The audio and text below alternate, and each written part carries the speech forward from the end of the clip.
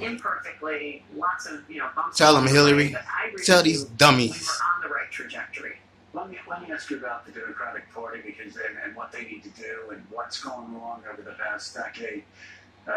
Trying to change history. How the fuck can you change history, you dummy? If you just look, I saw this a couple days ago, that the counties... That's how you know that president is dumb. Districts You can't change history, you dummy. Mexico border. It's always somebody that's living that knew their history. You cannot change history. I think Donald Trump won those counties outright.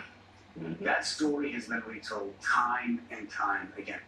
Why have Democrats lost not only working class white men, but working class black men, Latinos? They didn't lose me.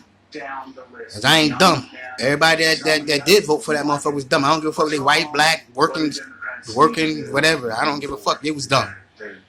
You could be easily fooled, manipulated, and you voted for him. And if you a grown man and voted for that, hey man, come on, man. Either stop talking in ways that we're going to be understood and appreciated and agreed with by certain constituencies.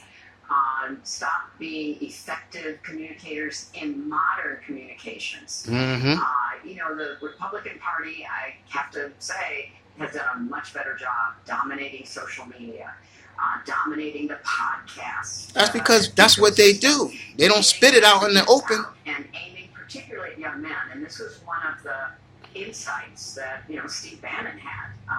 That young men who were into gaming, young men who were on the internet a lot, they could be recruited. They could be persuaded to be political supporters of the Republican Party if the Republican Party actually engaged and talked to them in the right way. And I think Democrats missed a lot of opportunities on that. There seems to be a concerted effort to try to catch up and repair that. But if you don't communicate with people online, the people who are watching us are people already interested in politics. Yeah. They're curious about our takes. And everything is online. That's the problem. And people don't understand. And the electricity go out, what you gonna do? Y'all keep living online. Most people get their news from social media. So if they're getting their No, news not me. from, 15-second videos, 30-second Not me. takes, 3-hour podcasts where people are just kind of unplugged and saying. And I think it's a hoax because the cable is so expensive that it pushes people there. Then y'all spit your rhetoric right there. It's like a hoax, man. Catch-up work to be done, but It's like they all in cahoots together. Cable. And in the last election, Push the bill up so high and then put the streaming service out so people got alternatives. Fairly or unfairly, the policies of the Biden administration were helping their families, and Latino voters felt that, as you say, both Latino men, black men, and others said, okay, well, how bad can it get? I mean, we're not going to, want to continue this, so we have to try something different. Okay. Now you got something different. The Trump administration and policies in action Took your vote and kicked you in the butt and said, get out of here. We are in the fight to win back the House in 2026 and maybe the Senate, because the reality of what... I'm glad you said that, Hillary, because people want to blame Democrat. No, it was you who voted for that. The enhanced premium... Stop Democrat this. The Affordable Care Act. That hits very soon. Yes, they do. 30, 60 days. Healthcare costs for millions of Americans are going up 75%. That's not Medicaid, which hits after the 2026 election, although the results are going to be felt beforehand because hospitals are cutting back services. Yep. But the Affordable Care Act health premium costs are going up 75%. Now, when somebody logs on to renew their health insurance and they see that, wait a minute, how did that happen? Well, it happened because the big bill. The big beautiful bill. The big beautiful bill. Reality is actually going to bite, and I think that the people you voted for made. Of explaining the connection between the Republican decisions and what's happening in people's lives. It's not any more affordable. The tariffs are not any longer going to be absorbed by companies. The costs are going to start to bite. It's terrible what's happening because none of us are, going to be very happy with the economic costs of that and the low job creation and the difficulties with inflation. Okay, who's in charge now?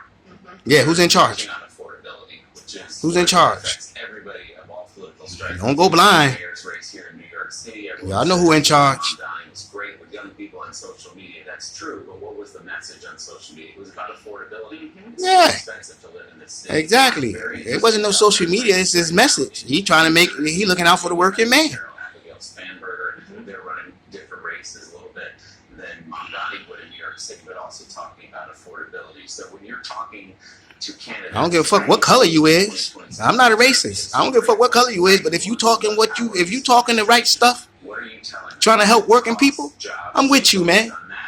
But some people, they don't care what they say. They looking at their skin color, their religion. You understand what I'm saying? They don't even care what they say or if they for them. And that's sad, man.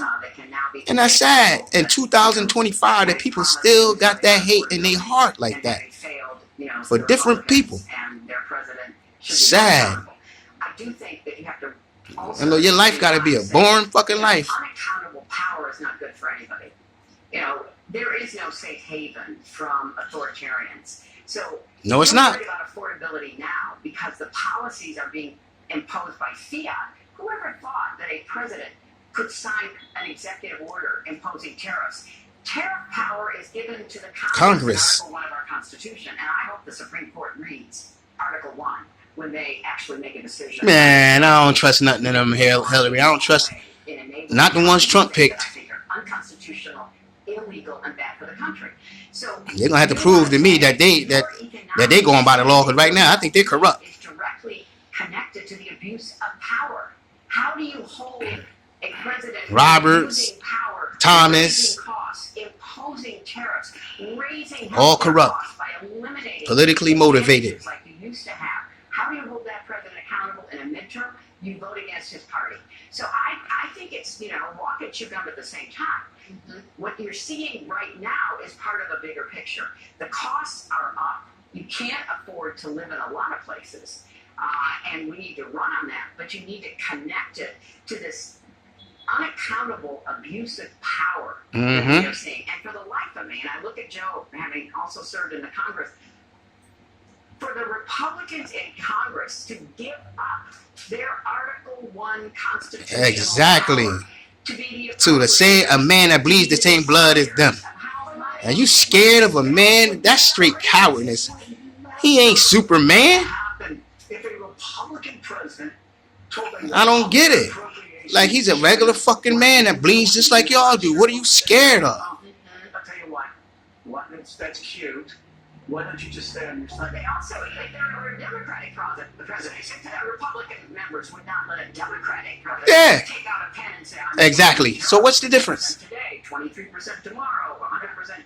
Yeah, I mean, we would walk around with buttons that said Article 1. I'm going to have those buttons made, Joe, and we should all walk around and we should